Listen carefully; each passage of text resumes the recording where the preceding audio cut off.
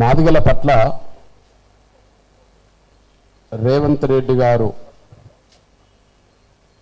వ్యవహరిస్తున్న తీరు చూస్తే ఆయన మాదిగలకు నమ్మక ద్రోహం చేసినట్టుగా రుజువవుతుంది. సంపత్ కుమార్కు టికెట్ రాకుండా అడ్డుకున్నది, అడ్డుపుల్ల వేసింది.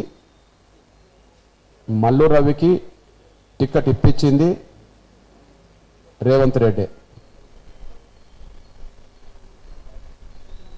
మాదిగలకు ద్రోహం చేసిండు రేవంత్ రెడ్డి, సంపత్ కుమార్కు వెన్నుపోటు పొడిచిండు. ఇది ముమ్మాటికి వాస్తవం. నిన్న మా తమ్ముడు సంపత్ కుమార్ ప్రెస్ మీట్ పెట్టిండంటే ఆయన మనసులో ఆవేదన ఉన్నది. రేవంత్ రెడ్డి చెప్పినట్టుగా ఆయన ఏం మాట్లాడమంటే అది కాదు మాట్లాడిండు.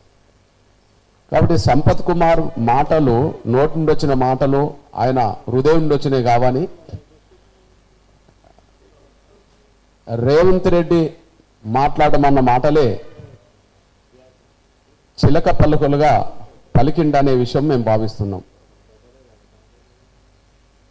అంటే సంపత్ కుమార్ మాటలు, నిన్న మాట్లాడిన మాటలు సంపత్ కుమార్వి కావు.